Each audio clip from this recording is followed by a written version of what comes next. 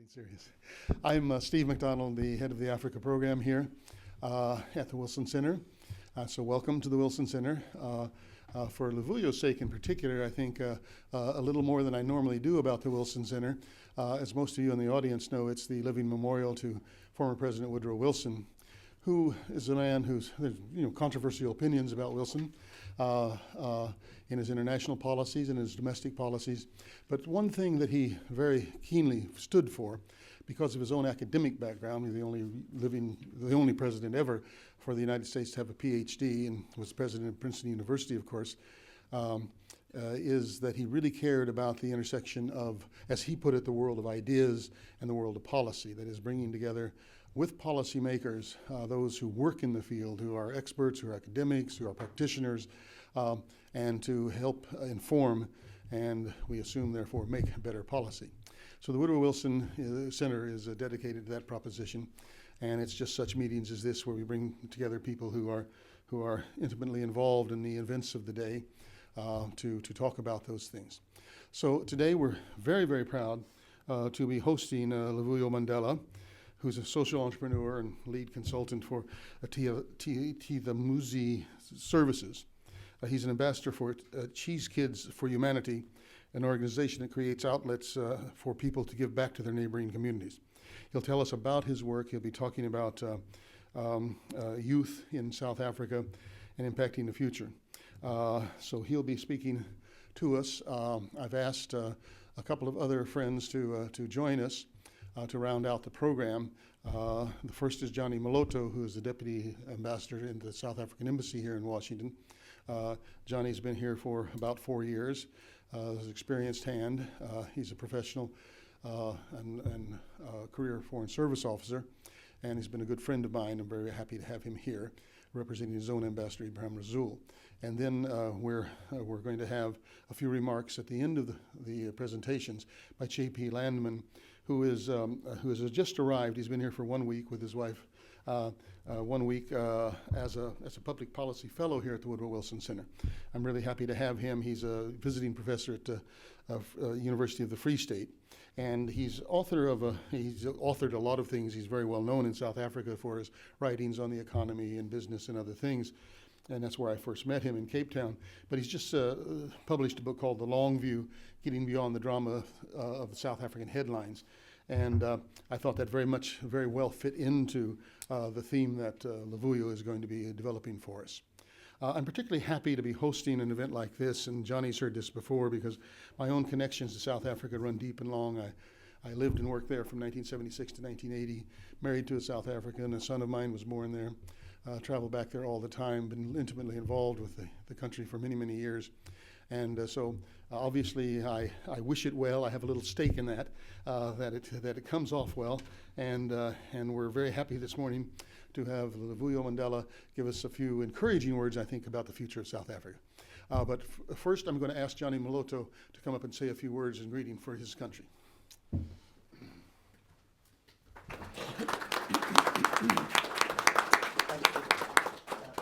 Thank you, Steve. You gave me a very difficult task.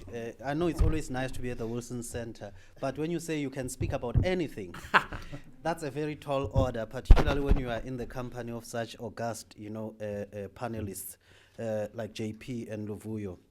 But I thought what I would do would just, as Steve requested, to set the scene, just to give a broad overview of, South Africa over the past 20 years. As you know, we're on the eve of our 20th anniversary, and just do a broad overview so that I can allow Luvuyo and JP to just give a much more focused presentation. I think this event comes at a very opportune time when we are poised to celebrate our 20th anniversary of freedom and democracy in April next year. As you know, we voted for the first time under a democratic dispensation in 1994, 27th April. And the occasion of our freedom and democracy was truly an inspirational one. We had a popular president. We're talking the language of reconciliation and nation building. We had a Truth and Reconciliation Commission to address the sins of the past. While the vestiges of apartheid were all around us at the same time, we were basking in the glory of what was something very remarkable, and we're truly honored to be part of that history in the making. For us, at the time, at least everything was going in the right direction. Some observers even called our achievements nothing short of a miracle. You've all heard of the miracle, South African miracle. In reality, though, the negotiated political settlement that came in 1994 was a result of tough decisions and choices to arrive at what one observer called a much better than it might otherwise have been turned out result. It's quite a mouthful, but actually, the naysayers at the time, had all doomsday predictions about the future and destiny of our country. Obviously, we knew that things could have, in reality, gone really bad, but they did not.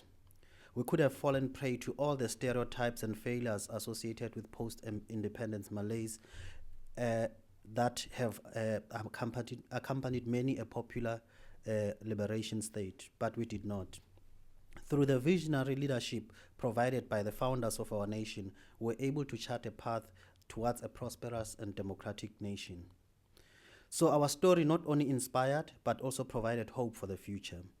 So let me hasten to mention, though, that coupled with these inspirations were the hopes of many and expectations as well as fears that could only be addressed through very tangible deliverables. So we knew what the challenges ahead of us were at the time. Obviously, today we face a very different set of challenges in the face of growing expectations and dwindling resources. But our people remain hopeful. According to the latest Youth Hope Index, a survey conducted at regular intervals by consumer insights company Pondering Panda, 56% of our young people feel that South Africa will be a better place to live in the next 10 years. This equals the highest figure recorded previously, which was in January this year. To take our people to this destination that the youth expects, we need to do some serious reflection and determine where do we go from here. We are working towards a present that is better than the past and a tomorrow that will be better than today. In the process of getting there, this journey will also produce its own set of leaders who will not only inspire and bring hope, but will also provide innovative solutions to address the growing expectations of their fellow citizens and beyond.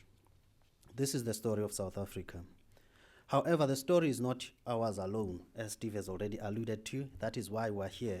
It's a story that inspires, that brings hope, and it's a story on a topic that is very timely, not only for us, but I think for the world.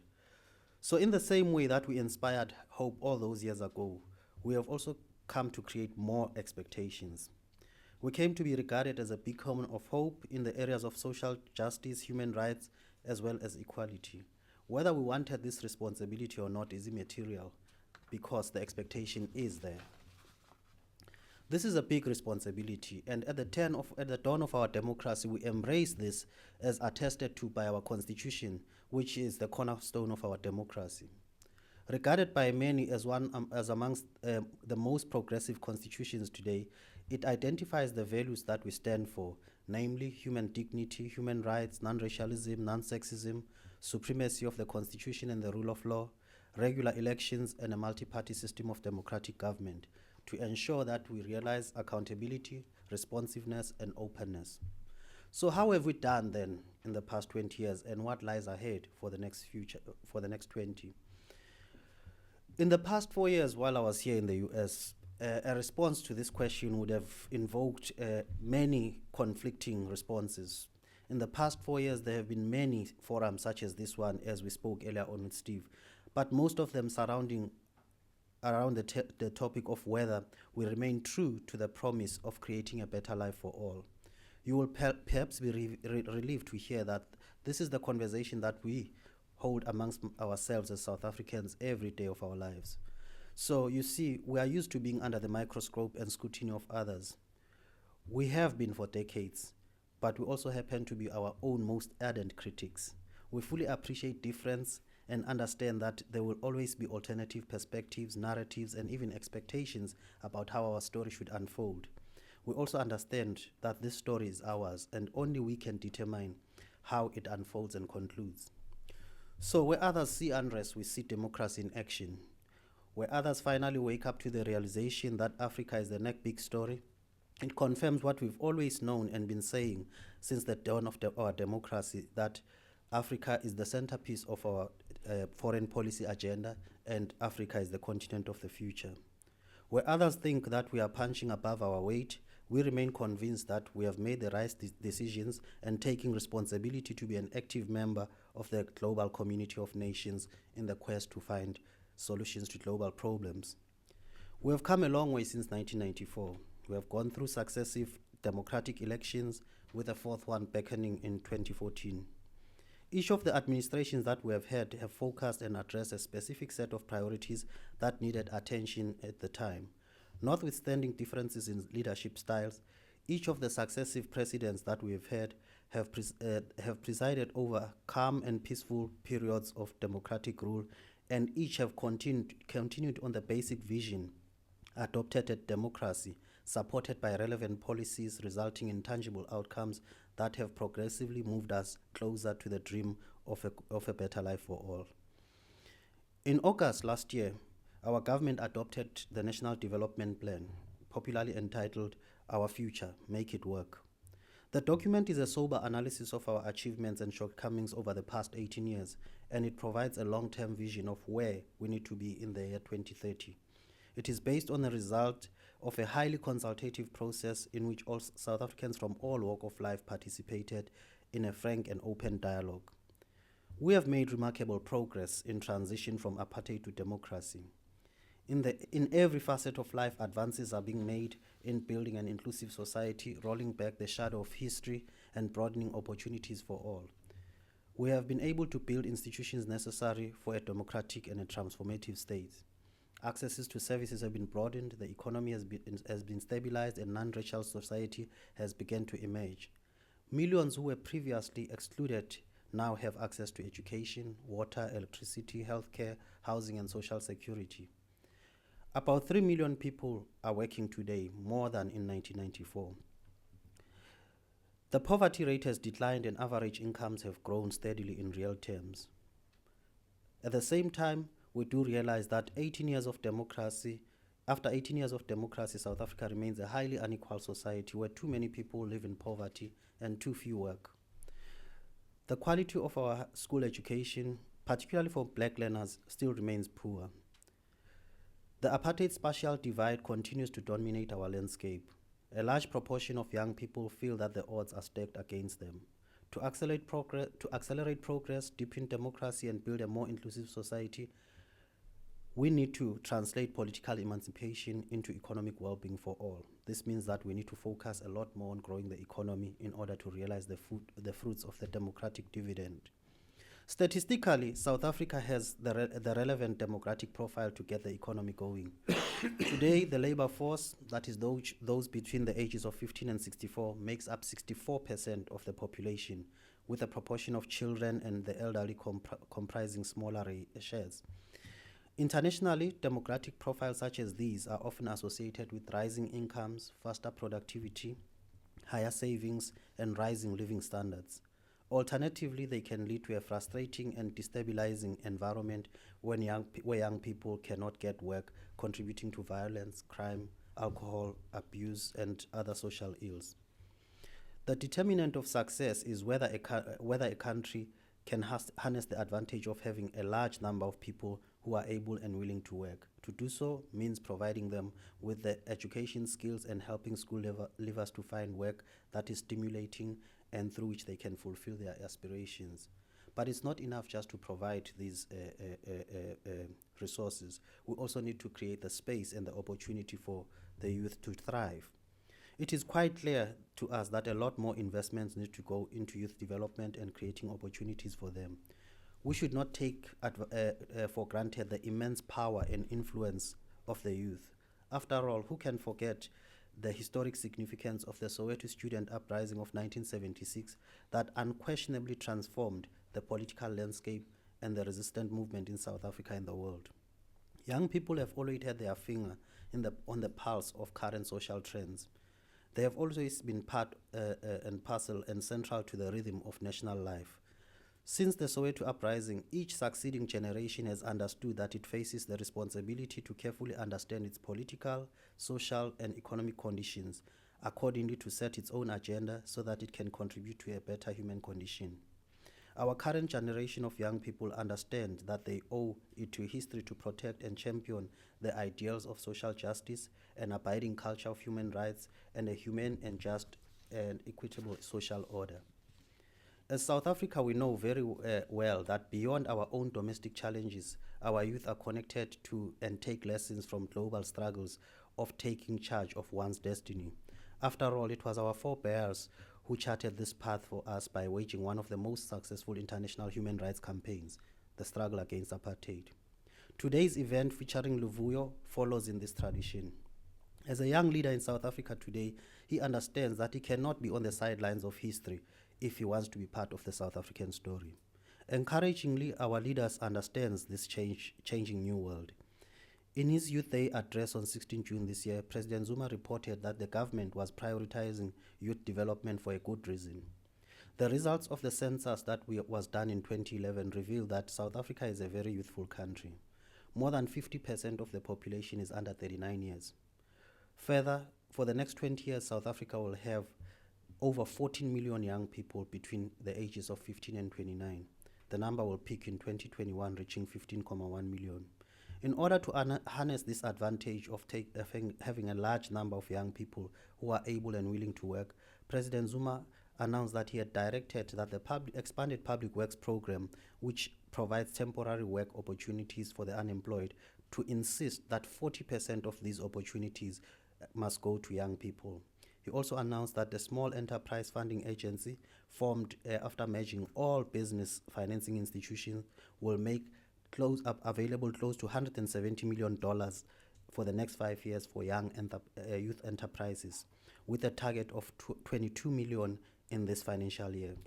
Further, the Industrial Development Corporation of South Africa has announced a further $100 million to fund youth-related opportunities.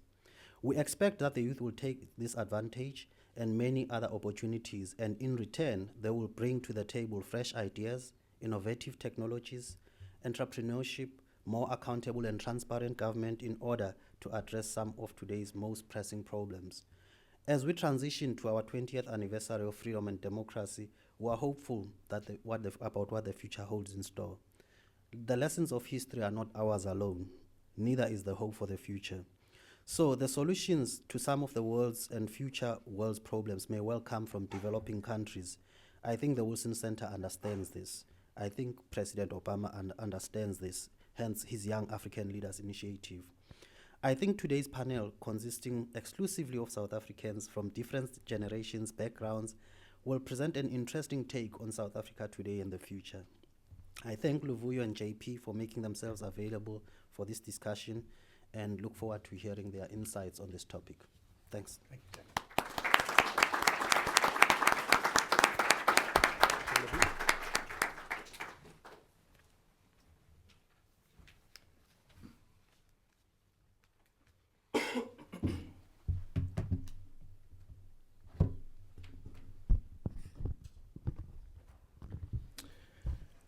Good morning, everyone, and thank you very much for setting the context and allowing me to then dive right into the talk today.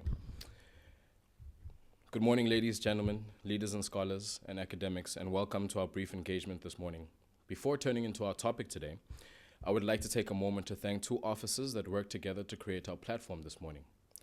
Thank you to Lorena Aguilar, Global Senior Gender Advisor in the Office of the International Union of Conservation of Nature, who reached out to Steve McDonald, Director of the African Program and Leadership and Building State Capacity in the Woodrow Wilson Office, for organizing our event this morning. I would also like to thank everyone who took the time to join us this morning. I am humbled to know that you all believe in the ideas of young people and you believe they are worth your time. I trust you will lend your wisdom to the discourse and the actions that may result from our time together today. Your presence today is a testament to what can be achieved when human beings engage one another, suspending, at least for an hour or so, agendas aligned to specific political parties and constituencies. I hope we can engage as people looking to ask hard questions so that we can work together to answer them in line with the vision of the Woodrow Wilson Center. Recent history has taught me that a topic about South Africa cannot be addressed without a bit of name dropping. The name that has the name that has in many circles become synonymous with the liberation and democracy is that of my great-grandfather, Nelson Rolihlahla Mandela. Many praise him and give him credit for our liberation, and some criticize him for not doing enough to liberate the people of South Africa and the masses. But my intention is not to dwell on whether or not he is deserving of all the praise, especially since I fear I am bound to obvious subjectivity and bias on the matter. Mine is to name drop only in an attempt to bring another perspective to the legacy discourse. In doing so, I would like to touch on mistakes we make when discussing his seemingly isolated legacy. There are a few critical omissions we make when we engage the iconic tale that is Nelson Mandela's life. And in making these mistakes, we make replicating even the smallest of his feats seem mission impossible. But as the man himself once said, it all seems impossible until it's done. His generation, sometimes collectively referred to as struggle heroes, paid great attention to detail. I believe this, among other reasons, is how they collectively turned the impossibility of freedom into the reality I and other young South Africans are now privileged to enjoy. Admittedly, it is a privilege that is not nearly as expansive as it should be, but this is a challenge that I will visit later in our engagement. His generation's collective attention to detail and their meticulous planning for the change was a major factor in the eventual achievement of democratic rule. But to address the elders' contribution as a collective requires the skills of a dedicated historian, which I am not. Allow me, if you will, to bend my rules and use Rolihlahla Mandela as an example to illustrate how young folk can impact our future, both as South Africans and possibly as the global community at large. I believe to better understand my great-grandfather and his generation of leaders, it is important to highlight particular details he himself has shared. Details he has privately shared through anecdotes to his family, details he has shared with the world through many autobiographies and publications, ranging from The Long Walk to Freedom to conversations with myself. I wish to address three such details. The first, the relatively humble, chieftaincy aside, rural village beginnings he hailed from. The second is the great mentorship and tutelage he was under in his traditional, national, and global roles. And the third is the incredible support system he had amongst his peers. These three details, at least to me, shed light on the great mystery of how he became the man celebrated and cared for today. A man from the small village of Mvezo who, as a result of mentorship, tutelage, an incredible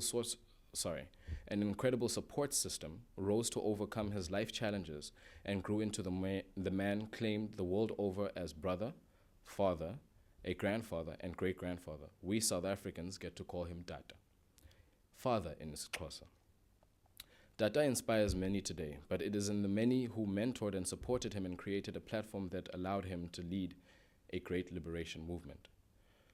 Post-apartheid South Africa has experienced a very colorful and eventful 19 years. We have milestones to celebrate and be proud of. We equally have many shortcomings we need to be honest about and confront. Honest introspection is very difficult. My elders need not fear nor take cover. This is not a finger-pointing exercise. I'm not here to harp on shortcomings of our fathers, but would rather encourage a discourse that helps us avoid simple pitfalls in future. Such engagements allow our elders to serve as guides and mentors to the energetic and enthusiastic bunch we young folk are. It seems we are no longer in the business of creating enabling environments that allow young rural men and women from all corners of the globe to rise to the occasion and help take their futures to the next level. We have spent too much time paralyzed by the fear of our inability to create another Krisani, Joe Slovo, Helen Joseph, Steve Biko, Lillian Goyi, Robert Sobukwe, Helen Suzman, Dulcie September, or any others who selflessly serve the people of South Africa. Crippled by our fear of not being able to create others, we have opted rather to elevate a handful to iconic status and aspire to achieve their individual success, forgetting that their success is intimately intertwined and connected to the efforts of a collective. When we single out and celebrate the greatness of a few struggle heroes, forgetting the collective movement of which they were part of, we lose sight of what their bigger picture was. After singling out a handful, we focus on their individual success, leading to a generation that seeks only to achieve individual success in order to mirror the legacy of a handful, instead of aspiring to be part of a collective generation that uses the foundation already laid to launch our nation into the future. I believe the following quote best captures what I think we need to redirect our focus towards. In judging, and I quote, "In judging our progress as individuals, we tend to concentrate on external factors such as one's social position, influence, and popularity, wealth, and standard of education. These are, of course, important in measuring one's material success in material matters, and it is perfectly understandable if many people exert themselves mainly to achieve all these. But internal factors may be even more crucial in assessing one's development as a human being. Honesty, sincerity, simplicity, humility, pure generosity, absence of vanity, and readiness to serve others, qualities which are within easy reach of every soul, are the foundation of one's spiritual life." Nelson Mandela, Conversations with Myself. Many of us, young and old, have lost our readiness to serve others. The stalwarts of our South African liberation struggle were ready to lay their lives on the line in order to have a future where their nation's generation and great-grandchildren could stand and address scholars, academics, leaders, and citizens in any nation that would offer a platform. I stand here today at the Wilson Center as a manifestation of this dream. History demanded that some of our great-grandparents and grandparents give their lives for this dream, but our present demands only that we continue their work. Our current reality does not require us to end our lives in order to be heard. Our today needs us only to do better and work for the greater good for all.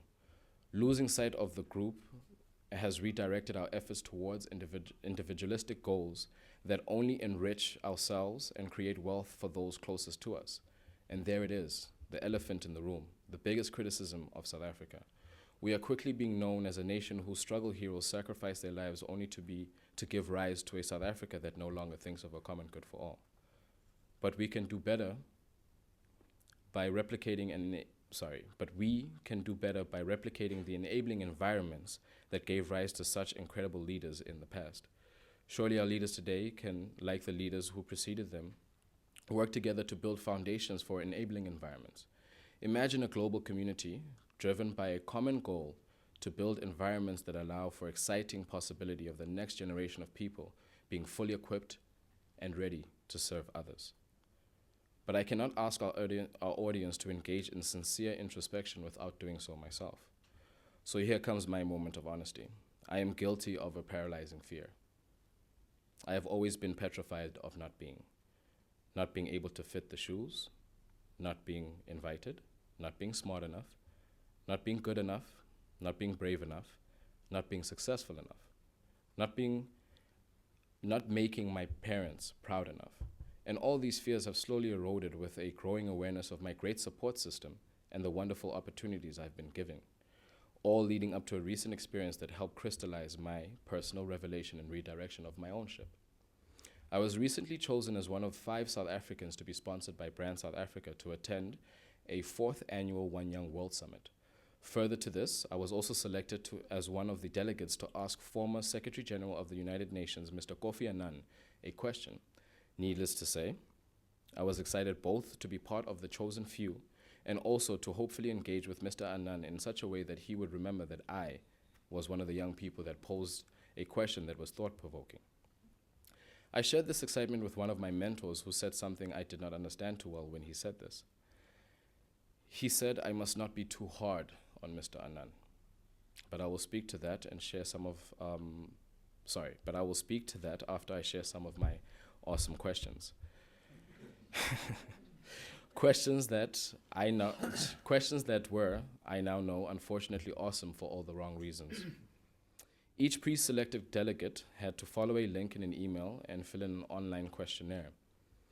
After answering a question ourselves, we were then given 3 blank spaces to question within 400 words. One Young World asked us, In your view, what is the most serious challenge your community, country, or region is facing? What role can you play to help build a more inclusive, equitable, and sustainable world? My response was, our global community needs more educated citizens. We young people can collaborate on ways to disseminate high quality education to as many younger minds as possible. Only then can we sincerely build a more inclusive, equitable, and sustainable world. We need more independent thought and a critical analysis. Granted, this is much easier said than done. Time is not necessarily always on our side, but we can no longer afford to act immediately when pressured by a sense of urgency, only to spend the balance of the time and money on doing relatively rushed solutions. It is no longer enough to be seen to be doing something. The cost of lives is too high. We need a variety of brighter minds and more of them at multiple levels in order to build the inclusive, equitable, and sustainable world we desire. Then the following questions. I recently had to explain to my sister what happy belated birthday means. She's 6 years old. This was a result of getting caught up in being a young adult, and although I had every intention to call her on her birthday, I unfortunately forgot only and calling her the next day. Worse than not calling on her birthday is that I cannot remember what I was doing that seemed so important at the time. To my sister, belated is a complicated and unnecessary adult extra that comes with growing up. More unfortunate still is that there are more problems we face in this world that are bigger than neglecting calling sisters and siblings on their birthdays. My fear is that the bigger the problems, the more complicated we become and the more adult extras we add.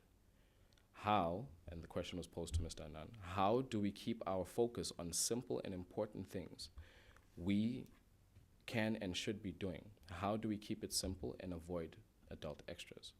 The second question. Our global paradigm seems focused on urban centers. Our thinking, questioning, and problem-solving hubs are often housed in various metros all around the world. Our problem-solving mediums seem only to compound and perpetuate the inevitability of rural communities playing catch-up. How best can we use technology to bridge that gap and to create more inclusive and consultative process?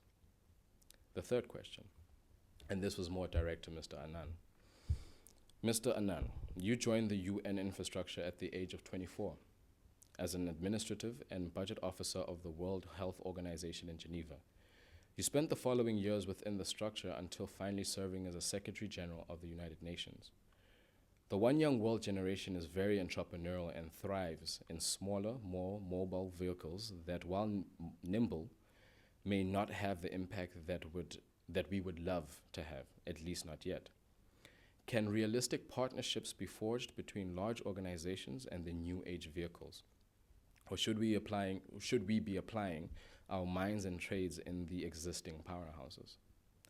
I did not get to ask my questions to Mr. Anand, but in hindsight, I am glad I missed the opportunity. I was not being fair to Mr. Anand, nor was I being fair to other South Africans who did not get an opportunity to attend the summit. I got lost in trying to emulate what I believe the few we have elevated to iconic status would have done. Forgetting about the collective, I sought to seize an opportunity to show attendees and organizers that I deserve to be there. The human ego is a very mischievous thing. They say everything happens for a reason. I believe my not getting to ask the question was a lesson in understanding international platforms and how best to utilize them for a greater good. My task was rather not to look for an answer from Mr. Anand, but to invite him and his peers to mentor us young and demanding folk on how better to serve others. I realized that we need guidance and not answers from our elders. We young folk need guidance from elders to refine our ideas and to assist us in implementing what we believe can help others. We need more enabling environments like the Wilson Center, where a young South African can stand proudly and honestly admit to being part of a nation that is learning and trying to do better for its people. There will be issues that demand global input, but also issues that require a more localized insight. It is important for our elders to understand the difference and to support both local and global platforms for change. But before I take too much of your time, let me leave you with my view of South Africa's past, present, and future. Our story is not perfect, nor our leaders infallible. Our democratization did not create an environment for our immediate triumph over the continuing bondage of poverty, deprivation, suffering, gender, and other discrimination experienced by many in our country. While we may have momentarily lost sight of our goals for a greater good, we invite you to join us as we refocus and regain our momentum with vehicles like the National Development Plan, broad-based Black economic empowerment, and other pieces of legislation. Many spheres of society need to come together to ask difficult questions of our nations, leaders and members of constituency whom they serve at national, provincial, and local community levels, with a clear intention to continue the work of globally celebrated generation of leaders, both iconic and unknown. As we spend our last few months as teenagers in the global community, we need to take stock of how far we've come, the mistakes we have made, and prepare each other to be stronger leaders in tomorrow. I thank you.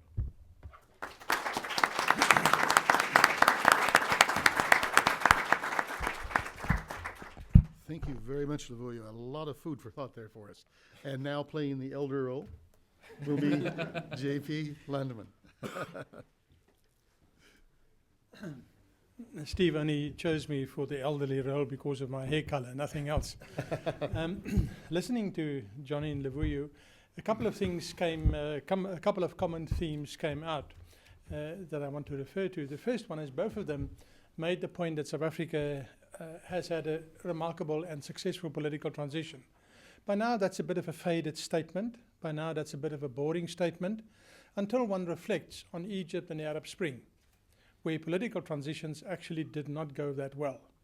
So I don't think one should, just because the South African political transition was a success, I don't think one should therefore say it is preordained that all political transitions will be successful, former adversaries will find peace, and they will build a successful common society. I think it is a huge and a significant achievement that South Africans themselves should not forget, and should be a source of inspiration as they go forward. The second thing that struck me from both their sets of comments is a certain modesty and a certain introspection in saying, yeah, there are things that we've achieved, but there are also things that we have not achieved, and very importantly, we want to achieve more.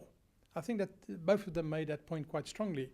And on that score, I want to tell you about an incident I had about 2 years ago in my class at the University of the Free State. And I've got to give you some detailed background. First of all, it was a large accounting class, accountants, very important, people who need an extra lift in life. And there were 300 of them sitting there, and I was a guest lecturer in the accounting department, and I was going on and making a story. And the basic story that I made was also a theme that I developed in my book, is to say that I think South Africa is in a muddle-through phase. Politically, economically, we're in a muddle-through phase. We must recognize it, come to grips with it, and then muddle through. You know, it's what Winston Churchill said. If you're traveling through hell, there's only one thing to do: keep on motoring. And that was more or less the line of my class.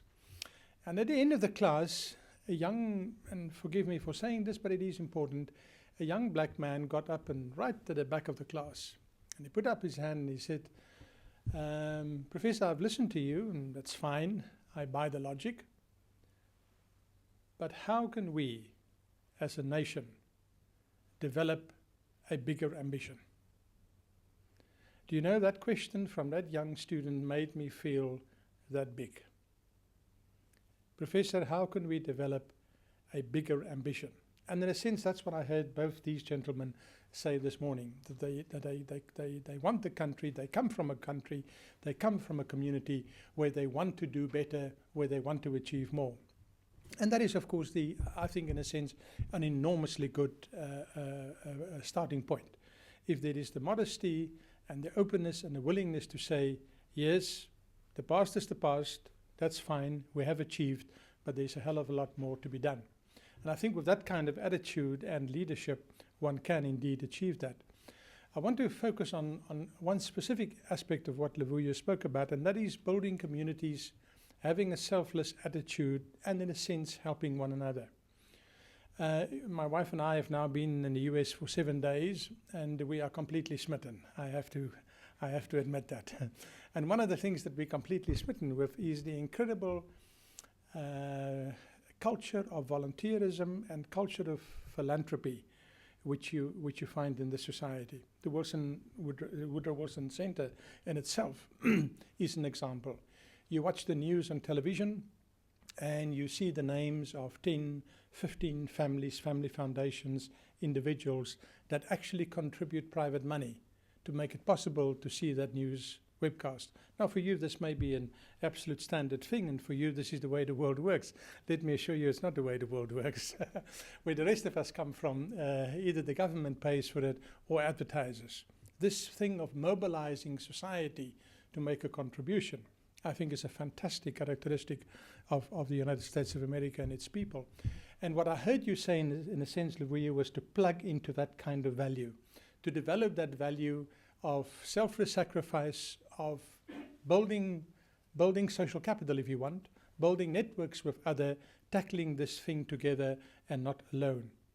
And if you put those three things together, the fact that the road that South Africa has traveled was by no means one of guaranteed success. Again, Egypt and the Arab Spring. But the success was pulled off. Now that must tell you something. It's a little bit like, do you accept Warren Buffett's credibility as a fund manager if you look at his track record? I think there is room for that kind of credibility. You link that with the ambition to do better, the ambition to achieve more than what has been achieved. And thirdly, you link it with the attitude of not just living for yourself, but living for the bigger society and the bigger community. You put those three things together, I think there's more than a betting chance that the people in the Pondering Panda survey, Johnny, that you referred to when you started, young people who say they believe that South Africa in 10 years' time will be a much better place, I think that confidence is not misplaced. The forces are basically there to take us to a better place again. We're better off than what we were 20 years ago. It can take us again to a better place 20 years from now. And for those three insights, I want to thank both of you. Thank you very much.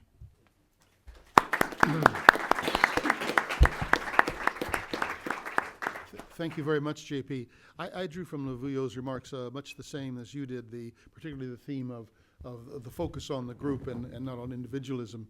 And certainly we know that the liberation generation was full of icons, as you've mentioned, individuals like your great-grandfather and many, many others who I had the privilege of knowing along the way, who were very focused on the collective. I draw one slightly different message from that. I appreciate your remarks, JP, on the sense of volunteerism and philanthropy here in the United States. I think that's quite true. But also we have a very, very strong individualistic streak here. We're seeing that come out just down the street here right now. and it's a lesson we have to learn too, Luvuyo. So as you look to your future and trying to regain that sense of group, I think the United States needs to do that too, particularly in our political headquarters. Well, now let's turn to an interaction with the audience, which is the culture here at the Woodrow Wilson Center. As you all know, Luvuyo has agreed to have a discussion with you and field questions, as have the other panelists. Again, to repeat, we are being webcast live, I'm sorry. So you know the routine. I'll recognize you when you raise your hand, but wait for the microphone to come so that our listening audience and viewing audience can hear you as well. And then identify yourself and your association so we know who we're talking to. So with no further ado, why don't we open it up to the floor, get your questions, your responses, your critiques if you have. First hand I see is right here. The second hand is right here. Good morning, ladies and gentlemen, Mr. Mandela, and the speakers. Thank you so much for your wonderful presentation. My name is Rosemary Sekero. I'm the president of Hope for Tomorrow. We focus on conflicts and resolution, and I'm based here. The ambassador of South Africa is my favorite African ambassador, and he has given us motivation the way you've been given motivation to. So I came here on his behalf, on your behalf, and just to listen. On Monday, I attended an event on Arab youth, talking the way you are talking. They came from Lebanon, they came from Syria, they came from Egypt. They said elderly people have been coming, talking. Now they have come out of their own countries to come and seek what can they do for their country. And that's what you have done today. If you don't come up, nobody will be hearing about it. It will only be questions, as you said. How do you look at working with us? I work with a college, an organization in South Africa called Fed College. It's for skilled training, young people who come out of university, because when they come out, they feel they're just going to get a job. They're not going to get a job. So we are turning into entrepreneurship by skill training through them. And then through my Kanban, I have started a venture capital which focus on young people and women trying to fund industries, not only work or something else. How do we work with you as young people? What you've said, you are talking on behalf of all African young people, not only South Africa. You are here on behalf, the way Mandela, the elderly president, spoke on behalf of Africa. How do you look the youth? Looking at the employment rate rising so high, getting into crime, violence. As I talked to you, my own son was killed by people who thought he had money. Just if they were working or doing something, they would have never killed my son. So how do we work with young people all over the world, with their presidents? Now that you've talked to Annan, Kofi Annan, you need to get to all the African states and tell them and talk to them what you are talking. So how do we work with young people, empower them, make them what they want, be what they want? Because you are the leaders of tomorrow. They won't be there. 2016, 2063 may not be there. We may not be there. But how do we do it now? Thank you, and thank you for representing Africa and South Africa. And keep up your good works, and I'll be doing election observation in South Africa. I may see you next year. Thank you. Thank you. Luvuyo, I think we'll take 2 or 3 remarks, and then we'll, here is the next person, yes. Thank you. Hi, my name is Stefan Norgard. I'm at U.S. Department of State, and I really enjoyed all of your guys' comments. Thank you so much for that. I'm specifically interested in the 2014 election, which I think you guys all mentioned or referenced, at least indirectly. And there's the Born Free generation, of course, that is coming of age for this 2014 election. So it's a very timely time to have this talk, especially with all of these guys voting for the first time in South Africa. And I'm curious specifically about the rise of the Economic Freedom Fighters, the EFF party. Julius Malema. I'm sure you guys know all about this. And the rhetoric of the EFF right now is really focusing a lot on this collective nature of the South African youth population. However, critics of the EFF are often saying that their policies might actually undermine democracy in South Africa. So I'd be curious to hear what your comments are on this dilemma. Okay, very good. Oh, right over here. And then we'll stop for answers. Hello, everybody. My name is Wangashi, and I'm a student at the George Washington University. Thank you to all the panelists, really incredible comments. I want to piggyback off the lady who spoke before regarding your representation of the continent. So just 2 quick questions for the panelists. How does South Africa take the responsibility on behalf of the continent? I think the country enjoys a very significant democratic, social, political maturity that the rest of the continent is still working towards. So what is South Africa's responsibility to the continent? And the second part is kind of contradicting the first part. You may, I'm sure, have talked to several Africans who have said South Africa is not Africa. It's actually Europe. You go to South Africa and investors will flock there, and they won't experience the, so to speak, the potholes you would experience, say, if you were working in my home country, Kenya. So can South Africa really represent the continent? Very good and very thought-provoking. And I think we might all have something to say on this. But let's start with Luvuyo, and then Johnny and JP, if you'd like to add. We can't go elders first? No. That's what you get for bearing that name. To the first question, how do we work with youth?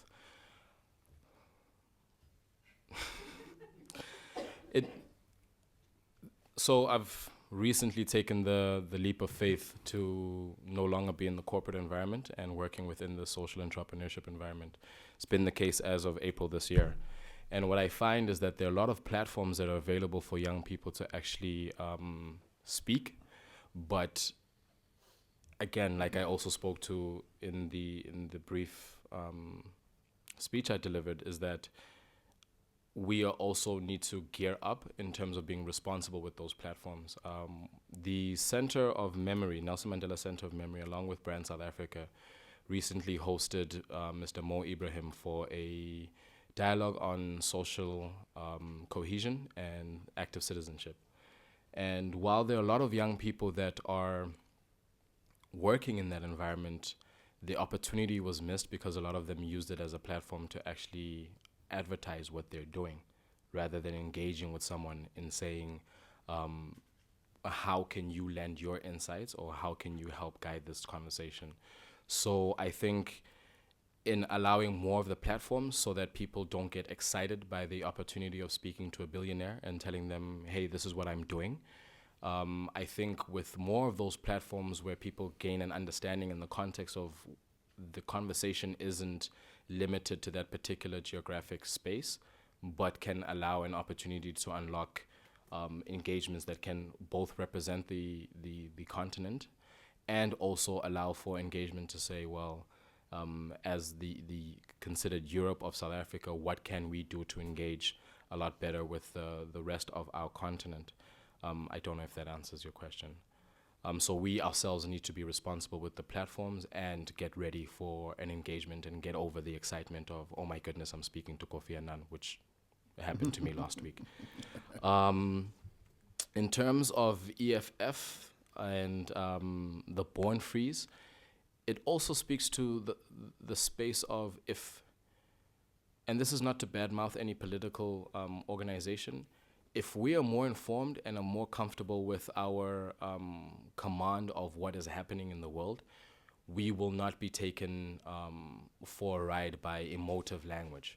And if we can be critical thinkers, then we can make up our own mind. So while there seems to be a big concern of EFF may drive the nation towards nationalization and everything else that they speak to, I think it's also important for young South Africans to be informed. And that also speaks to education and just generally getting an education infrastructure available to everyone to be able to be critical thinkers and assess the information that they're digesting. And that also speaks to an experience that I had also now leading to your question about Europe and South Africa being a Europe. I was engaging with a gentleman who does business in Senegal, Senegalese national, and he studied in Canada and since moved to Canada and started an organization that does advisory work on behalf of the IMF, the World Bank, and other such institutions on how to engage in responsible lending on the continent.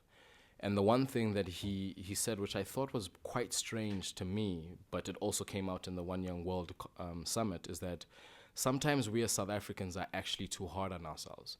We feel like the media keeps on bombarding us with, it's doomsday. Your country, excuse me for using the expression, your country is going to hell tomorrow. And everyone gets caught up in that euphoria instead of actually also being able to take a step back and saying, well, this is what we've achieved. There's a lot more work for us to do, and admit to that. And also be in a space where we then allow for platforms, and that's what I was speaking to when I say there's a lot more localized solutions and engagement that we need to have. So while we can engage on global platforms, and it's great to get insight from the first world or the developing world, it's also very important for us amongst ourselves as developing nations to say, we're intelligent people. We've studied abroad, we've got the degrees, come back home, engage with one another, and as a people, solve our problems. Yes, we can have the guidance and the interaction with the developing nations, but it's also very critical to translate the insights that we get from developed nations and make them make sense for us. A clear example of that is how people speak about renewable energy. And people will then say, I've got a solar panel, I'm going to take it, I'm going to put it in the rural areas, and you have great electricity. Now, for a lot of those people, unless you've trained them to say, and it's also an opportunity to create another industry. So unless you've trained them and said, this is how you go about using a solar panel, and you've trained a significant group of those people so that they themselves, once they understand the language, can roll out in their communities. So now you've created a group of trainers who are now employed, and it's in their best interest to roll it up to as many communities as possible. But we seem to miss that step in saying, we've got this great solution for you. We come and dump it in your environment, and then we wonder why people don't use it responsibly. They don't understand the technology. So it goes back to that space of saying, when we take the developed nations' solutions, we also have to it's our responsibility to contextualize them within our region and make sure that it makes sense to our people so that we can help roll it out. I mean, and I'm going to use a close expression because it makes sense in my head for now, but I'll translate it. When you bring a solar panel to a rural community, the response is, ndifuna umbani wasedolopini, kutheni uzandiphathela umbani endingawaziyo mna? And that basically says, I want the electricity that I experience when I'm in the cities. I don't see solar panels when I'm in the cities. So if you're telling me you're bringing me a better solution, and my understanding of better solutions is in the city, why aren't you bringing me the electricity that's from the cities? Why are you bringing me this black box that apparently attracts heat? You know. So unless we actually start contextualizing these solutions that we bring, we're also shooting ourselves in the foot, because had we spent that little more time training the people up and making sure that they understand the technology, we wouldn't be spending so much time going back into those very communities, taking back the solar panels and still trying to roll out the electrification of rural areas. So had we spent a little more time in saying, well, you're not going to get electricity next year, but you can actually get it in 2 years. But in that space, we would have developed people from your region, your community, to roll out the training such that everyone understands and is on par. But then again, it's easier for me to say outside of government, it's a much bigger responsibility for them to manage both an expectation of, well, I've been waiting for 19 years. How can you tell me to wait another year? Versus rolling out something that is sustainable rather than trying to fix and plug holes. So that's me. To the elders. Okay. Johnny and JP, would you like to throw in some comments? And particularly, I think, on the, what are the expectations of South Africa in terms of representing the continent? What's its responsibility towards representing the continent? Yeah. Thanks, Steve. I think Luvuyo has said a mouthful already. Just on the question of the EFF and the forthcoming election, I mean, to the extent that it's helpful, I think our constitution provides for multi-party democratic elections.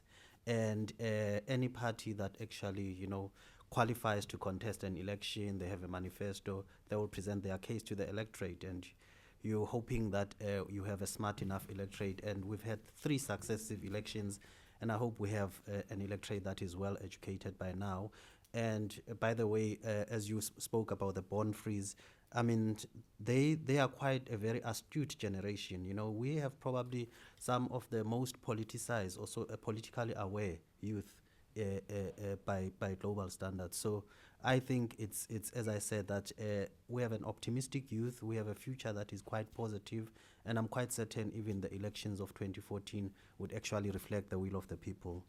But on the question, I think you raise a very important question, and it's a question that comes often. Nowadays, it's a question that we get quite a lot, the question of Africa and South Africa.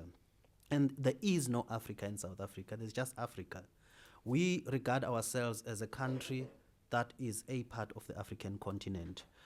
From our foreign policy agenda from '94 that we adopted, that was the consolidation of the African agenda that places Africa at the center of our foreign policy, because whether you like it or not, geographically, we are destined to be in the continent. And it only makes sense for us that we should get our neighborhood in order for us to thrive. So when we look at our foreign policy agenda, we say we take the lens that says we look at SADC, then we look at the continent, then we look at the world. So we're an African country with an African perspective to global affairs. So we bring our own unique contribution to making sure that Africa is the continent of the 21st century, and that we achieve the aspirations not of ourselves, but of the entire population of the continent. The question that you address about, South Africa could never be Africa because of, the European, characteristics that it may have. That is, a result of our history, where we come from. You know, colonialism created such structures that created prosperity within certain areas and left other areas behind, and not bringing equitable development. And this is something that for the past 19 years at least our government has been preoccupied with. You probably have often heard the concept of, you know, the first and the second economies. Whenever you see cities in South Africa side by side, poverty exists with wealth. In Sandton, you have Sandton and Alex. You have Khayelitsha and Cape Town. You know, it's those contradictions that we live with. And whenever if I were to do a visual presentation, I would put Khayelitsha on the same slide and as Cape Town. Say that what we are striving for is to actually bring these guys into a modern, vibrant society that is a South African of the future. We're not striving for common poverty, but for the basics of what we exist for, that is a prosperous and modern day South Africa. So those are issues that we grapple with, and it makes it so difficult sometimes not to, you know, like JP was saying, that, you know, we try at all costs to be modest, but at the same time you want to showcase that we are, you know, a world player, we are a sophisticated economy, we are an investment destination.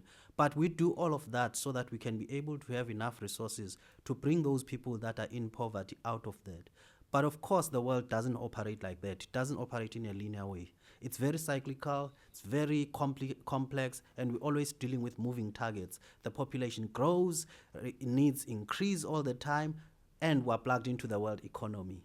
Today, when you don't reopen the government and you get downgraded, we have a serious problem.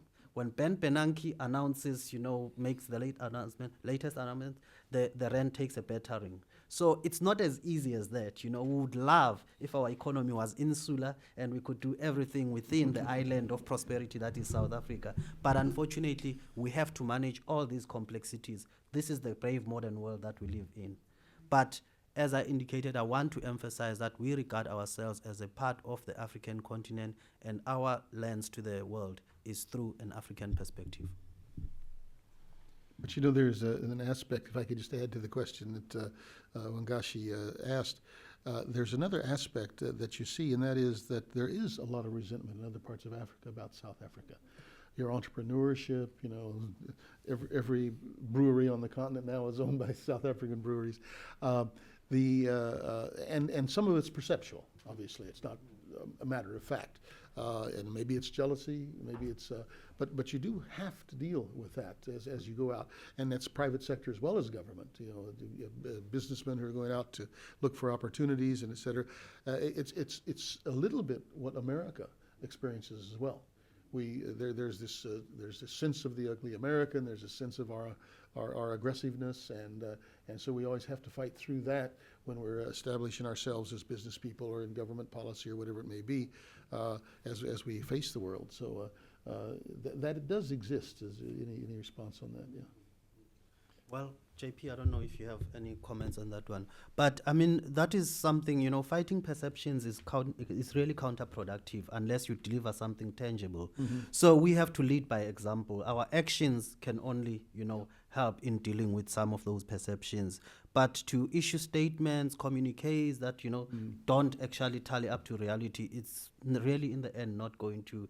We are hoping, you know, when President Obama was in South Africa, he said, South Africa now has entered a new era where you are in the BRICS, you want to be in the Security Council. So that means you pitching yourself as a global player, you know.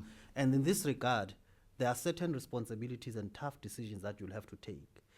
Friends are no longer friends as you would have them traditionally, because there may be decisions that actually put you on a collision course with that.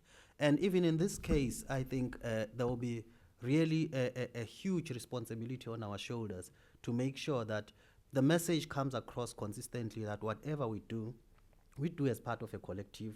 We don't work outside the confines of the AU. Every other decision that we implement, particularly that has a bearing on the continent, we implement bearing into consideration what the AU provisions are and working within that collective. And I'm sure you will find that over the past few years, the decisions that we have taken since the launch of the AU has always been consistent within that framework. So I think it's something that's going to take time to getting used to, but at the same time, You know, there are other perceptions and narratives that are created that I believe, JP, you can address better, that speaks to a declining South Africa in the face of a rising Africa, which also is another perception that, you know, if you fall into that, it just creates policies that we don't want to go back to, of beggar my neighbor, you know, under apartheid that you had, where the country destabilized all its neighbors in the region so that it stood as a global or a regional power. So you don't want to go back to those periods in time that were really not productive but could only bring the continent down. What you're looking for now is a continent that actually works in a manner that is smarter. We're looking towards regional integration. It's a process that we fully believe in, that is going to actually make Africa a real global player and a player to contend with in the 21st century. JP, anything to add on this or anything else? I just want to respond to the issue of unemployment and unemployed youth that you raised, because I think it is a very, very critical issue, not just for South Africa, but for the world. Just consider this. In 1900, 113 years ago, there were 1.6 billion people on the planet. 100 years later, in 2000, there were 6.1 billion. You just swap the digits around. That's what happened over 100 years. Today, there are 7 billion. In the next 30 years, that number is going to rise to 9 billion. Is there anybody who realistically think that there will be enough economic growth on this planet to employ all these people in full employment? You know, the only people who still believe in that is the far left and the far right. Normally the ones who don't think. Anybody else will appreciate that you're sitting here with a demographic bomb that is busy exploding in the labor markets of the world. And I don't think there's one country in the world that is exempted from the shrapnel of this bomb. It certainly applies to South Africa as well. So if you look at the South African labor market, you find that there's a fantastic paradox. The media only tells you about one part of the paradox. But the paradox is South Africa is employing more and more people. The percentage of the working age population working keeps on rising and rising. And all of this is good and wonderful. But at the same time, as you employ more people, your unemployment rate and your unemployment number is also rising. That's the paradox. And we talk about this paradox as if the one, unemployment, is a function of a failure of the other one, employment. In my view, that is not the case. What we're dealing with here is a certain demographic reality. And that's why I think the value approach that Luvuyo put on the table today is so important if we want to go forward. The world, South Africa, I will not talk about the US, but certainly most countries of the world are simply not in a position where over the next 50 years they're going to create all the jobs for all the people looking for them. Not going to happen. We live in a completely different world. So you've put your finger on a vital issue, not just for South Africa, but indeed for the globe. About the EFF, look, 2 years ago, my wife is there, she can bear testimony to this. 2 years ago, I started saying to my friends, I'm white and Afrikaans and over 50 years old, and therefore I'm going to mobilize all my friends like me to now start voting for Mr. Julius Malema and the EFF. Why did I want to do this? Because I think, deplorable as their policies are, and you're quite right, their policies will be bad for South Africa's democracy. But their presence is not necessarily bad. I think the EFF in our political system, coming out, attracting a certain percentage of votes, whatever it is, giving a voice to the people who believe in those values which they articulate, can only help to mature the South African political system further. And here is a prediction I want to make. The more the EFF runs around, rabble-rousing, the more the ANC is going to move to the center. You see that when you look at politics all over the world. I think the comparisons between the EFF and the Tea Party in America are absolutely fantastic. Now, if you can have a Tea Party, and by all, by the looks of it, you will survive the Tea Party. It's putting you they're putting you through a bit of a ringer at the moment. But I'm quite sure you will sort that one out over time. I think you need sometimes a reaction in politics if you want to have a different action. So I'm not perturbed by them at all. I'm really, as I've already said, Steve, I'm smitten with America. But let me tell you, the other country that I'm very smitten with, partly because I go there a lot, is Germany. And Germany, every election they have, the linker Partei get 8 to 9% of the vote. On that you can drink poison. Doesn't matter what happens in the world, 8 or 9% of the Germans make this absolutely rubbish vote for the far left. Is it destabilizing Germany?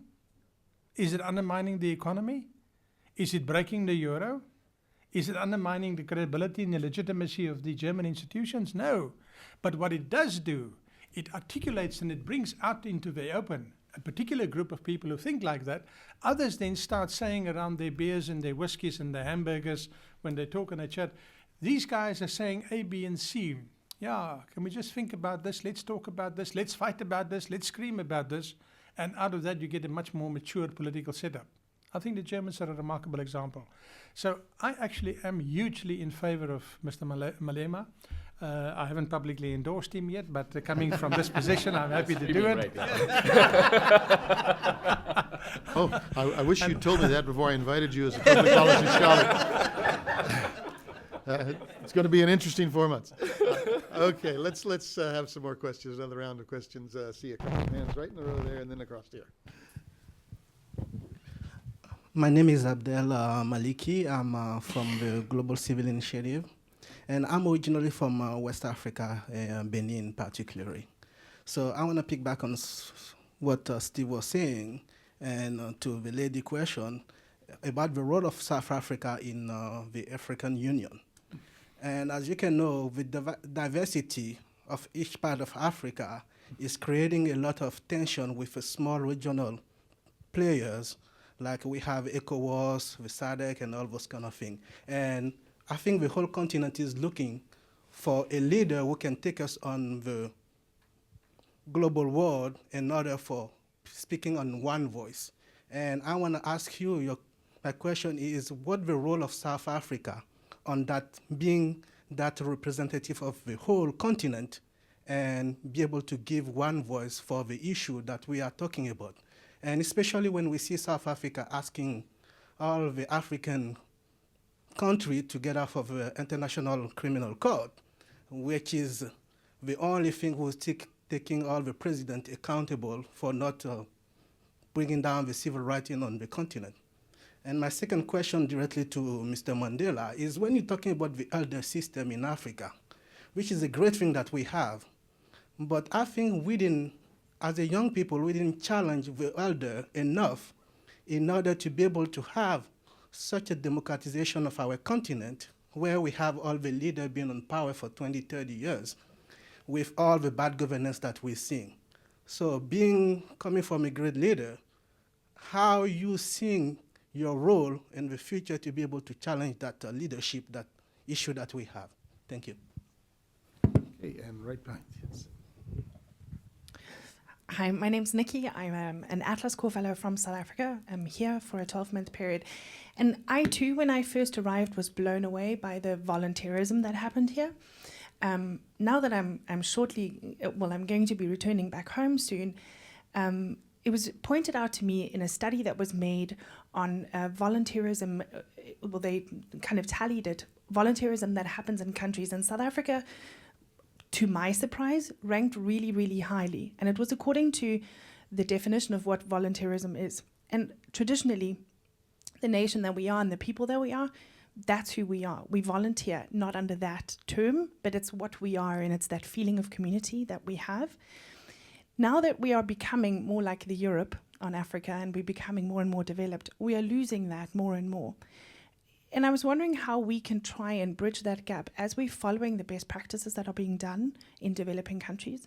How can we make sure that we don't have to go that full cycle, but that we actually take the kind of nation that we are and where we come from and bypass the step of having to go the route of that we have to go back and formalize volunteerism and that community building a nation? Okay, thank you very much. And yes, the hand right there. Young man right there, yeah. Hi, my name is Matthew Harris. I'm a graduate student in political anthropology at the University of Chicago. Prior to that, I have experience working with an implementing partner of the UNHCR in the Western Cape of South Africa. So my question today speaks to a fairly common theme that several people have sort of brought up already regarding the relationship of South Africa to the rest of the continent. However, the angle that I sort of wanted to question about this is about migrants in South Africa and mobility. Working with refugees, I was blown away by the number of other sub-Saharan Africans moving into South Africa, Congolese, Rwandans, Zimbabweans, and then that in light of some of the recent xenophobic attacks that have happened in the past several years. I'm wondering what the role is for these people in the future of South Africa, particularly in light also of what Mr. Mandela has said about inclusion in the continent and how this might shape the future, or if it's a problem or possible ideas for incorporation. Thank you. Okay, thank you. I think we only have time for this round of questions and responses, so I saw your hand, so take this one last question here, and then you all can respond and use it for any closing thoughts you might want to offer. Thank you. I'm Dave Rabinowitz. I'm retired. And I have two questions. Interestingly, I asked them both yesterday at a different session here on African development. First, just this week, it was announced that Mo Ibrahim's African Good Governance Prize is not being awarded again for the fourth time in the past 5 years. And I'm wondering what we, as number one, the US, and also as individuals, could possibly do to help improve the governance situation in Africa. That's the first question. Second question, it's been about 75 years since the US went to a 40-hour work week from what had been a 60-hour work week. Since that time, productivity off the farm has increased by at least a factor of 5, and farm productivity has increased even more than that, and the increased rate is growing. Now, most of this productivity increase has not gotten to Africa yet. When it does, there are going to be a lot of people who are currently doing agriculture who are looking for something to do. And today, with technology, and technology is increasing all the time, half a dozen countries can easily fill the entire global demand for manufactured products. So the question is, what are Africans going to actually be able to do? And is it possible, since Africa does not have this tradition of 40-hour work weeks, to actually leapfrog that whole tradition and come up with a totally new way to distribute wealth, which is what the working does? Okay, well, some fascinating questions. Shall we start with JP this time, with the elder, and work our way towards Luvuyo to have the last comments? Luvuyo is getting his revenge. Look, on the question of Mo Ibrahim, I just asked myself the question, are there any political leaders in the US at the moment to whom you would give the prize? And if you go back a couple of years to a previous administration, would any candidates there for the prize? So I think one must handle that with a degree of carefulness. My own sense about good governance is your best improvement in good governance is when it comes from the inside. When there is now, you can use a variety of words. You can talk about culture change, you can talk about values, whatever. The formulation that I prefer is unlearning and relearning. Unlearning and relearning. And when that happens inside a community, inside a society, that's when I think you get your best chances on better government. I mean, I think that's the lesson that Mr. Bush had to learn in Iraq. You cannot bring democracy from the outside. It has to grow from the inside. Now, there are really lots of evidence that this process is playing itself out in South Africa, in Africa. Certainly in South Africa, but I think one can also say in respect of the continent at large. So I think the trajectory, the trend on improving governance is certainly there, not just in the public sector, but also in the private sector. Take for example Nigeria, where about 18 months ago, the governor of the Central Bank of Nigeria dismissed, I think it was 7 bank CEOs from private sector banks because of their bad and poor bank governance. Now, to the best of my knowledge, that hasn't happened to any bank CEO in the US, in spite of the enormous atrocities committed by the US or the Anglo-Saxon financial system. So I'm relaxed about the trends around governance. On your issue of productivity, I can't talk for Africa, that's impossible, but let me tell you, your comments certainly do not hold for South Africa. In 1995, that's the critical year. You can then go and look at the data series. In 1995, up till 95, South Africa had very slow productivity growth. It's actually quite fascinating if you take a 30-year graph. And then in 95, man, it's like a knife coming down through butter. Productivity just shot through the roof. And this has basically gone on until 2010. There's now been a slowdown, but there was a substantial long run. And I think the scales have tipped, and I can't see that productivity progress being reversed. Let me give you one practical example. The South African agricultural sector today produces 20% more than what it produced in 94. Okay? Go from 100 to 120. The number of farmers farming in South Africa has reduced by 50%. Now, how do you square that circle? 50% fewer farmers, 20% more production. Only one way. Massive increases in productivity. And I think that agricultural story has been repeated in banking, it's been repeated in mining, it's being repeated in a variety of industries. So I'm fairly relaxed about productivity growth in the South African economy. I would counsel, just as a last comment, I would caution against the notion of treating all the countries of Africa as one homogeneous unit. You know, you can do it perhaps with the US. You can say in the US productivity has done this and that and the other. But I think you'll agree with me, even in the US, there will be a huge difference between, say, California and Minnesota. You know, I'm guessing here. Or Mississippi. Oh, yeah, your world. So I think one should draw down into a bigger level of detail for different economies. On your point of manufacturing, and this is my last answer, it goes back to my point I made about demography. And you certainly underscored it. Your comment that there are a couple of countries now that can produce all the manufactured goods of the world. So how on earth will other countries create the jobs? Because there won't be manufacturing sectors. I think it's a very pertinent point to your issue of unemployment. The one unclaimed thing for certainly for South Africa, but I would also venture for East Africa, where you come from, is tourism. And I just want to leave you with this number. The UK has got 60 million citizens, and they get 60 million tourists a year. Now, you've been to London, and you will know what is there, apart from bad weather, the Buckingham Palace and Shakespeare. Why on earth else do you go to the UK, you know? I mean, I've just done it now on my way to Washington, and I regret it. I don't understand why I wasted my money so much. Once you've walked around Buckingham Palace, you've walked around Buckingham Palace. Diana is dead now, so there's not even that allure. Now, South Africa has got a population of 53 million, and we get less than 5 million tourists a year. Can you imagine if we can repeat what the Brits are doing? 53 million citizens, 53 million tourists. Now that is business and industry. Bugger this old-fashioned model that there's only jobs in manufacturing. That is yesterday's thinking. You must go and look at the new ones. And to just say everybody should do technology, well, you're welcome. Go and try and compete with Silicon Valley. You've got no chance.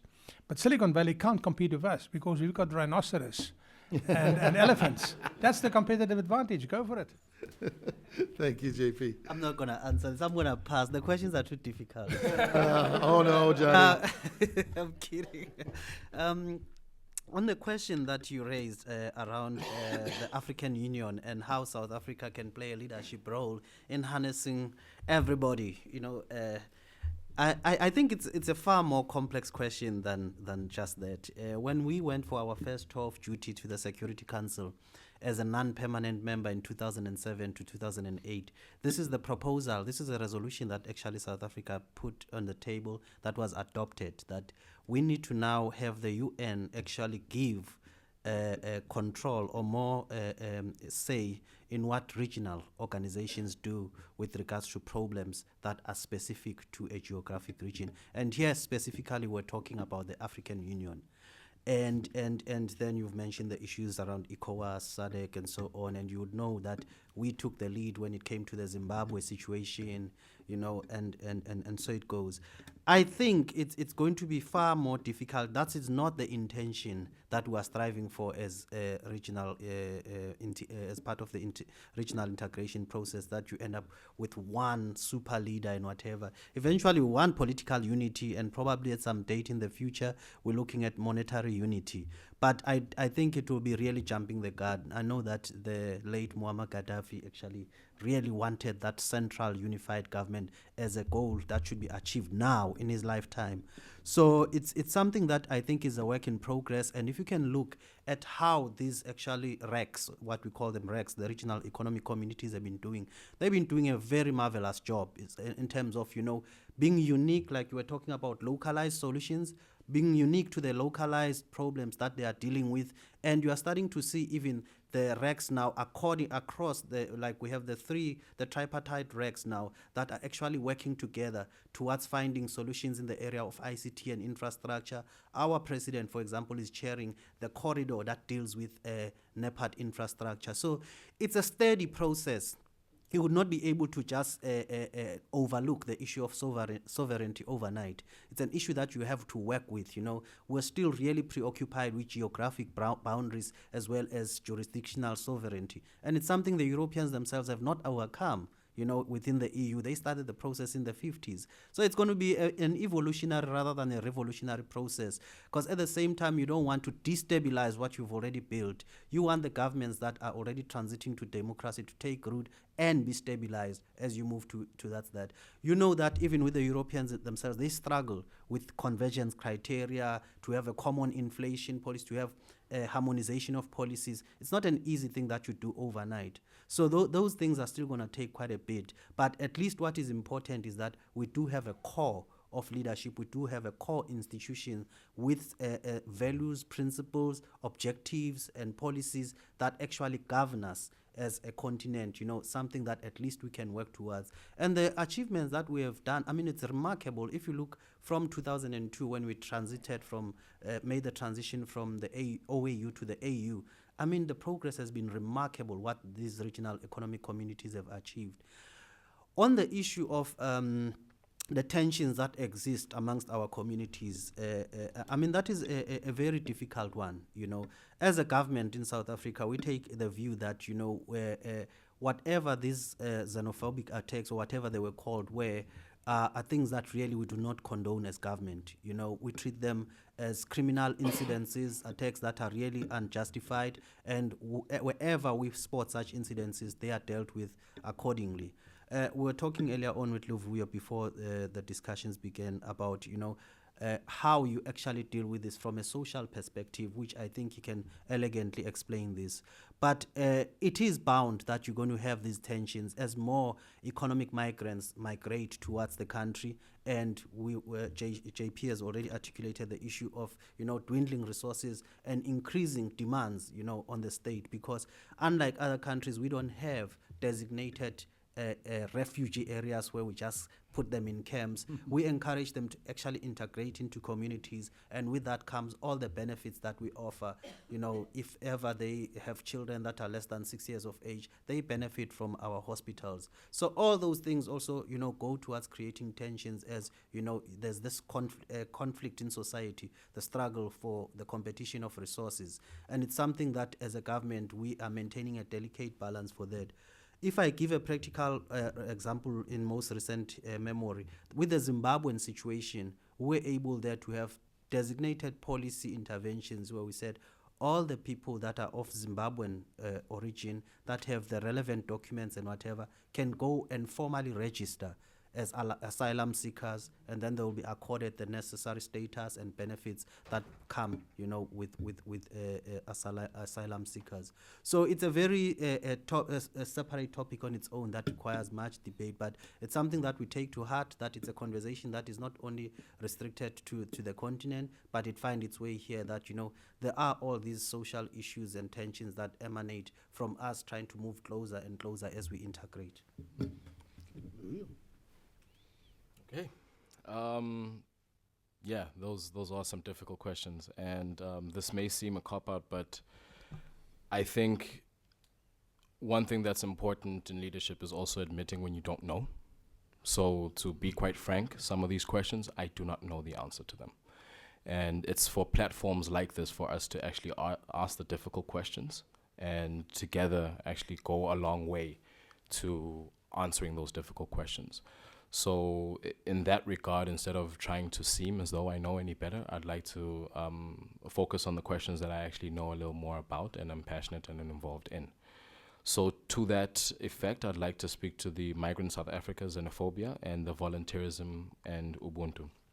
Strangely enough, you speak to the fact that from a volunteerism perspective, we are that type of people. And I was having a discussion with Mam Krasa, and recently speaking about the growth of social entrepreneurship in South Africa, and also speaking to who we are as an African people. And the truth of the matter is, it's a term that's unfortunately been overused in South Africa, which is Ubuntu, but it is something that we're about. And I was engaging with my professor from Hamilton, and I'd like to proudly say that there are two Hamilton alums in attendance here, Wangeshi and Roya, fellow Hamiltonians. But I was engaging with a Professor Todd Franklin from Hamilton College, and I was telling him the type of work that I'm interested in doing. And his response was very interesting, and in fact, it's something that I want to now use as part of the things that I'll be doing going forward. And he talks about to give back, it is important, but to do it in the right way that it respects the humanity of others is very critical. And it's how you give back that becomes very important. And it feels like much of the volunteerism that has been growing in spurts is more of a look at me, look at what I've done, let's take a picture, let's do a photo op. So it's very one touch point, very fleeting, and more of a pat on your own shoulder rather than actually doing the good for that community. So in the work that I try and do, and the environments that I operate in, I try and actually look at impact that is for the people that I'm trying to assist, and also recognizes and respects their humanity and dignity. And one of the projects that I'm working with, and I was actually speaking with Ntate Moloto about it in terms of the xenophobia. My experience is that I was given an opportunity to go study at St. Anne's Belfield in Charlottesville, Virginia, by a company called Miles and Associates. What they did was, using basketball and the skill sets that young South Africans had, would afford them scholarships in various communities that they had networks in. So I'm working on a project called Skew Circle, and it's a play on the words or the expression full circle. The idea is that we all come full circle, but our journeys are never the same. And my intention, and with the group of people that we're working with together, is to identify young kids from townships in South Africa and channel them through the better schooling systems in South Africa, and then possibly get them the opportunity of studying in the US in grade 11 and 12. The main objective of that is to create global citizens out of kids from townships, and that goes a long way at solving the issue of xenophobia. Xenophobic attacks happen because people feel like, I don't have an opportunity to employ and feed my family, and here are all these people that are coming into this environment and taking away the jobs. Truth of the matter is, a lot of the jobs that are being taken, those people weren't interested in filling anyway. So it also comes from a perspective of getting people that are from the community to get out of South Africa and those townships, and actually learn that in the greater scheme of things, you're a foreigner as well. You'll come to America, people won't understand your accent, people won't be able to pronounce your name, and as South Africans, you'll go through the experience that our fellow northern brothers and sisters go through when they come into South Africa, which will help in eroding that impression that we as South Africans are better than the rest of the continent. So the intention is to actually take kids out of that environment, because I, as Luvuyo, won't be able to go in the environment and actually engage with them responsibly, because there's a cutoff. You're not from here. So you're telling me something that's an urban or a suburban understanding. But if we can take kids from the townships and say, go have a global experience, and you yourself come back and be the role model that says, actually, it's not okay to do that. And once we start changing communities, and it's part of the solutions that we're speaking to from within, it makes a lot more sense. You can never necessarily come as an outsider and say, I know better about your community. But if you can take some of the people who have promise in those communities and say, take a break, go outside, and come back in. Example, it's not something that I'm not proud of, but it's an example nonetheless. When I was in South Africa, I would engage in part of the conversations that used to identify non-South Africans as amakwerekwer. It's not as drastic as setting someone's store alight, but from a person who has no business trying to put someone else down, not to say that the people that are from the townships have a business doing so, but that's something that I engaged in. I unlearned that the moment that I got to the US, and I realized, okay, I am far away from home. And that actually allowed me to engage with a number of different people from different countries. Before South Africa, probably couldn't mention many people from different countries. Before just staying in South Africa, having gone and had an international experience, I'm able to say, well, I have friends from various regions in South Africa. And I don't want to sound like one of those people that says I have 2 friends from that region. I just have friends from those regions. And then I think in engaging in a lot of, the intention is twofold with Skew Circle. One, to help with elevating and getting kids a high standard of education. That's one. The second part is to actually help in creating a global perspective for all South Africans. Yes, we do have a lot of the continental issues, but unless we're put in an environment where we're forced to identify, some of the younger generations are forced to identify their fellow Africans as brothers and sisters, it's going to be hard to engage. One of the simple things that I was discussing with the gentleman from Senegal was one of the problems that we have as South Africans engaging with the rest of the continent is that we don't speak French. The rest of the continent is a francophone nation, and the majority of us don't speak French. So how do we realistically expect to come into francophone nations and do business? You'll sit around the table right here, you'll discuss a deal, and someone will then lean over and say whatever it is they say in their language, and then you're automatically left out the loop. So until we actually start teaching the next generation, okay, if you have an interest of looking into the rest of the continent, well, what does the rest of the continent use as a language of engagement? For us, as we use English as the global community, for the African continent is predominantly French.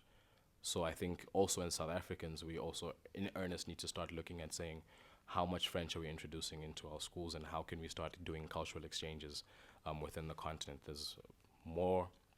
We're more than welcoming of saying, well, we'll take an exchange student from Germany, we'll take an exchange student from wherever else. But at least when I was in high school, I'm sure that much of that has changed since, but when I was in high school, there were very few exchange students from the rest of the continent other than kids that had moved and their families were now part of the South African community. So I think from that perspective, there's a lot of ways of changing the mindsets. A crazy idea, and you said not to formalize volunteerism, but a crazy idea I thought of is, why don't we do NGO conscription? Kids graduate from high school, they don't necessarily know what they want to do. Put them in an environment where they're doing something constructive with their time and still learning about what it is that they're doing. So you identify a few NGOs that are having high impact, and then you channel those kids through there. They spend a year, and then they also don't spend that time wasting their parents' money thinking, oh, I spent a year in this program and don't kind of like it. But if you thought that you liked accounting and you spent some time doing the bookkeeping during the NGO conscription, you'll soon learn whether or not you like it or whether you don't. And when you go into varsity, you'll be focused on saying, I really like this, or maybe I'll try another subject. So that's that perspective. And I think in terms of your question in that, do we challenge enough of the elders? Funnily enough, during the Mo Ibrahim, I feel like I'm going to regret saying this, but anyway. During the Mo Ibrahim engagement, I sat there thinking to myself, well, it's all well and great having this index, but is it really realistic? Is it honestly realistic? If we can sit and then say in first world and developed nations, we cannot confidently identify a government that's been run efficiently such that the first world would be awarded that prize. So is it essentially realistic to have those type of measures?